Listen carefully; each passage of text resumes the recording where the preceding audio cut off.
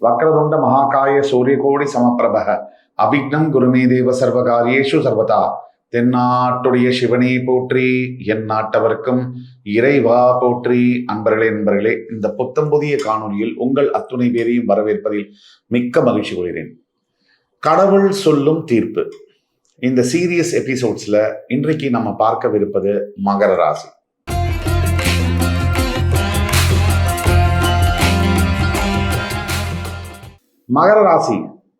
மகர ராசி ஒரு மகத்துவமான ஒரு ராசி.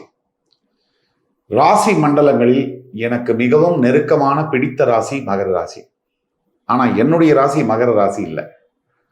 மகரம் இப்ப ஒவ்வொருத்தருடைய வாழ்க்கையிலும் எல்லா கஷ்டங்கள், நஷ்டங்கள், இன்பங்கள், துன்பங்கள் மாறி மாறி வருது.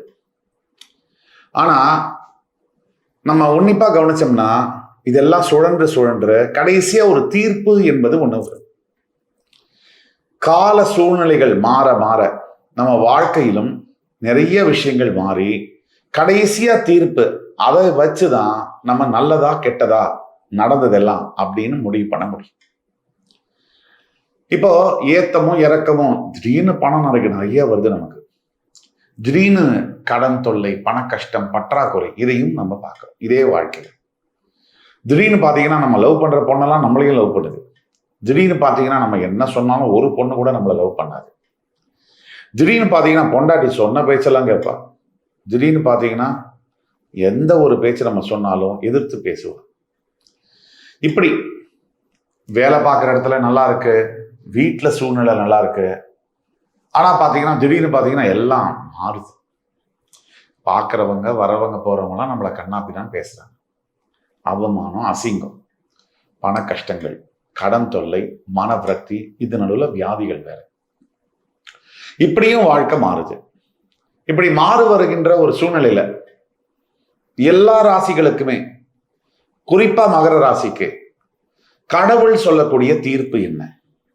நான் எல்லாமே நல்லதுதான் செஞ்சிருக்கேன், எல்லாருக்கும் நல்லதையே நினைச்சேன், எல்லாருக்கும் நல்லதையே செஞ்சேன், என்னை வருத்திக்கிட்டு மற்றவங்களுக்கு நல்லது செஞ்சேன்.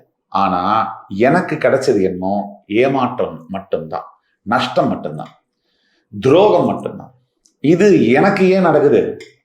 இந்த கேள்வி கேட்காத மகர ராசி அன்பர்களை பார்க்க முடியாது.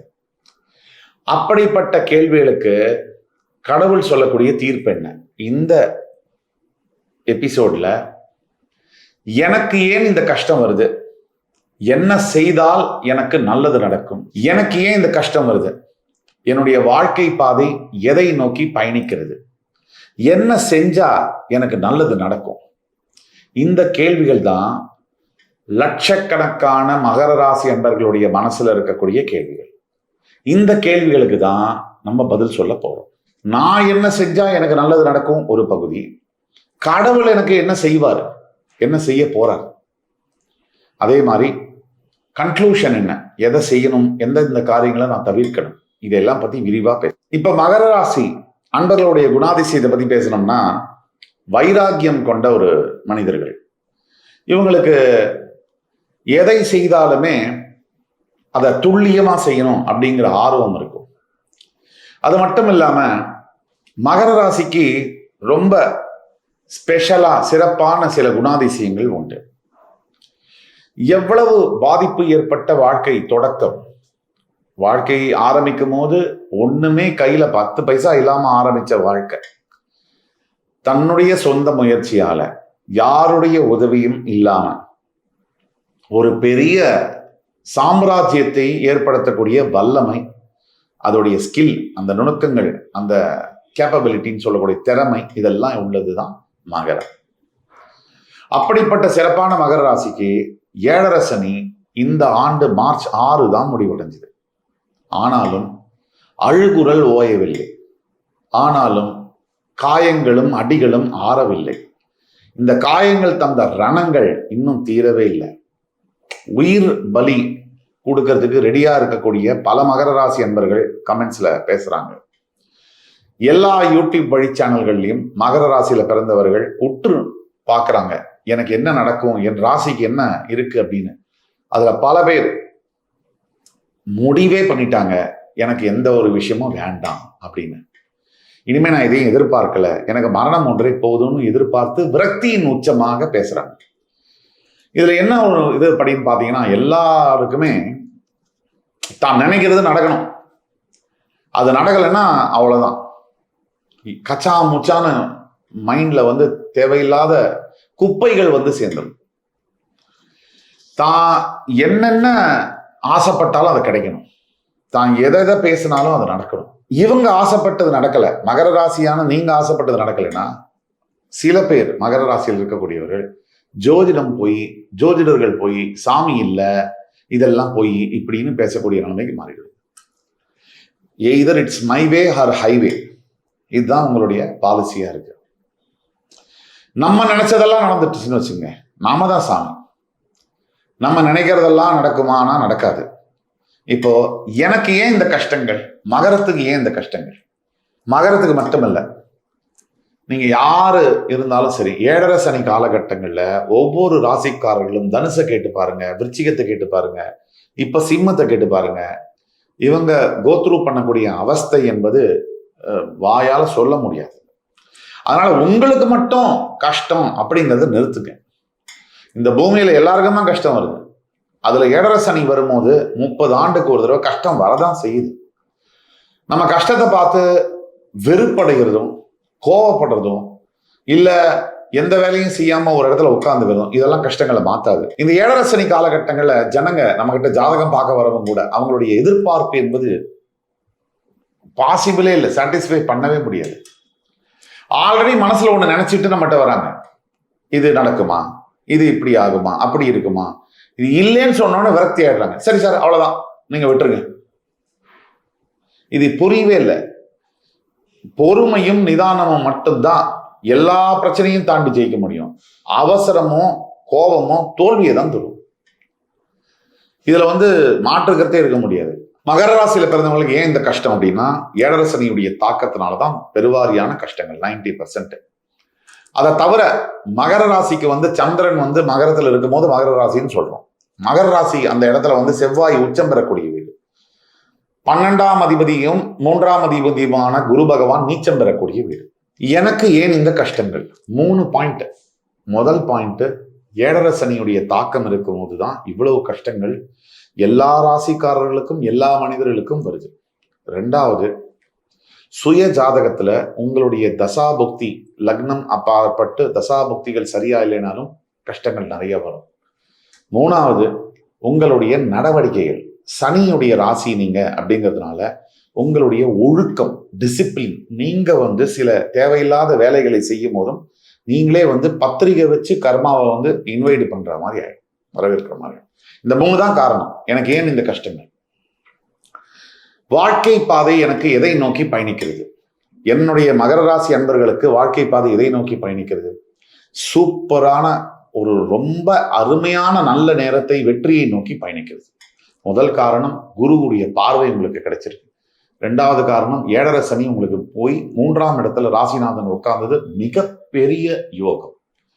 அதை தவிர மகர ராசி அன்பர்களுக்கு இப்ப 3வது பாயிண்ட் என்ன, வாழ்க்கை பாதை எதை நோக்கி பயணிக்கிறது அப்படின்னா, உங்களுடைய சுய ஜாதகம் மட்டும் ஓரளவுக்கு சுய ஜாதகத்துல லக்னாதிபதி தசாபுக்தி நல்லா இருந்ததுன்னா உங்களை வெல்ல ஒருத்தர் பிறந்துதான் வரணும். அப்படிப்பட்ட காலகட்டங்கள்ல நீங்க இருக்கீங்க. கோச்சாரம் முழுமையா உங்களுக்கு சப்போர்ட் பண்ணுது. உங்களுடைய குரு பார்வை, உங்களுடைய ராசியாதிபதியுடைய 100% ஆதரவு என்பது உங்களுக்கு இருக்கு. இப்ப எதை நோக்கி பயணிக்கிறேன்னா, இதுவரைக்கும் உங்களுடைய வாழ்க்கையில நடந்த அசிங்கம், அவமானம், தோல்விகள் இதையெல்லாம் தாண்டி ஒரு வெற்றி பாதையை நோக்கி தான் வாழ்க்கை போகிறது. உடனே கமெண்ட்ஸ்ல எழுதுவாங்க, அதெல்லாம் ஒண்ணும் இல்லை, இவர் பொய் சொல்றாரு, இவர் டூப்ளிகேட், இப்படிலாம் பேசுவாங்க. நமக்கு அதெல்லாம் கவலையே இல்லை. ஏன்னா நமக்கு வந்து யாரும் நம்மளை பாராட்டணும்னு எதிர்பார்த்து பேசல, யாரும் நம்மளை வந்து டிப்ரிஷியேட் பண்ணி அவமானப்படுத்தணும்னு எதிர்பார்த்தும் பேசல. என்ன வேணா பேசிக்கிட்டோம். நல்லத உண்மைய உறக்க சொல்வோம். என்ன செய்தால் எனக்கு நல்லது நடக்கும்? மகர ராசி அன்பர்கள் உடனடியாக உங்கள் ராசிநாதன் சனி பகவானை வழிபட தொடங்க வேண்டும். அதே மாதிரி மகர ராசி அன்பர்கள் இன்றைக்கு ஆஞ்சநேய சுவாமி வழிபாட தொடங்கணும். ஒவ்வொரு மகர ராசிக்காரர்களும் சுந்தரகாண்டம் வாங்கி வீட்டில் படிக்கிற பழக்கத்தை தொடங்கணும். இன்னையிலேருந்து 48 நாளைக்கு சுந்தரகாண்டம் படிச்சு ராமருடைய படம் இருந்தால் அதுக்கு பூமாலை சாத்தி அபிஷேகம் செய்து பானகம் நீர்மோர் இது மாதிரி தானமாக தயிர் சாதமெல்லாம் வழங்குவது லைஃபை மாற்றி அமைக்கும். அதே மாதிரி 2வது தான தர்மங்களை செய்ய வேண்டும். சனீஸ்வரனுக்கு அதான் பிடிக்கும். நிறைய தர்மம் செய்யணும். அதே மாதிரி சுய ஒழுக்கத்துல முதல்ல அடுத்தவங்களை கோபமா பேசுறது, துச்சமா பேசுற பழக்கத்தை விட்டுறணும். 2வது அவசரமா எந்த முடிவு எடுக்கிறதையும் விடணும். 3வது பிடிவாத குணத்தை விடணும். இந்த 3த்தையும் விடணும். இது ஒரு பரிகாரமே, மிகப்பெரிய எஃபெக்டிவான ஒரு பரிகாரம். உங்களே நீங்கள் ஒரு பைசா செலவில்லாம மாத்திக்கக்கூடிய பரிகாரம். அதே மாதிரி 3வது, அதாவது உங்களுடைய குலதெய்வ வழிபாடு மட்டும் இல்லாம தூரத்துல இருக்கக்கூடிய ஒரு முருகன் ஆலயத்துக்கு நீங்க போய் வழிபட்டு வந்தால், செவ்வாய் உச்சம் பெறுகின்ற காரணத்தினால் தூரத்துல இருக்கக்கூடிய முருகன் ஆலயம், சிறுவாவை முருகன், அந்த மாதிரி ஏதாவது தூரமா மலை மேல இருக்கக்கூடிய முருகன் ஸ்தலத்திற்கு போய் வந்தால் உங்களுக்கு வாழ்க்கையில பெரிய மாற்றங்கள் நடக்கும், நல்லது நடக்கும். கடவுள் என்ன சொல்றார் மகர ராசிக்கு? கடவுள் என்ன சொல்றார் தீர்ப்பு அப்படின்னா, இவ்வளவு ஆண்டுகள் நீங்க பட்ட வாயில சொல்ல முடியாத, விவரிக்க முடியாத தொல்லைகள், துன்பங்கள், அது பெரிய பாதிப்புகள். சிலவற்றை நீங்க இழந்ததை திருப்பி பெற முடியாத அளவிற்கு, மனைவியை கணவனை இழந்து, குழந்தைகளை இழந்து, அந்த பாசம் பந்தத்தை மனசுல ஒருத்தர் மேல வச்சுட்டு திருப்பி அதை எடுக்க முடியாம அவஸ்தைப்பட்டு டெய்லி விஷம் மாதிரி வாழ்ந்து கொண்டிருக்கக்கூடிய மகர ராசி அன்பர்களுக்கு, நல்ல பதவியில் இருந்த வேலை போய் அவமானப்பட்டு, நண்டு சுண்டெல்லாம் நம்மளை கேவலமா பேசுற அளவுக்கு அவமானப்பட்டு தவித்து கொண்டிருக்கக்கூடிய மகர ராசி அன்பர்களுக்கு கடவுள் சொல்லக்கூடிய தீர்ப்பு, நீ பொறுமையா இருந்திருக்க இதுவரைக்கும், இனிமே நீ ஜெயிக்க போற, அமைதியை கடைபிடி, நிதானத்தை விட்டுறாத, ஒரு ஹோப்லெஸ்ஸா நம்பிக்கை இல்லாம இருக்காத. இப்பதான் நீ நம்பிக்கை வைக்க வேண்டிய ஒரு காலகட்டங்கள். இந்த காலகட்டத்தை விட்டுறாம இன்னும் சரியா 3-6 மாசம் பொறுமையா இருந்தேனாக்க உங்களுடைய பிறப்பு ஜாதகத்துல ஓரளவுக்கு லக்னாதிபதி தசாபுக்தி நல்லா நடந்ததுனாக்க நினைத்து பார்க்க முடியாத அளவிற்கு பெரிய வெற்றிகள் காத்திருக்கு. எல்லாருமே வாழ்க்கையில நல்லா கவனிங்க.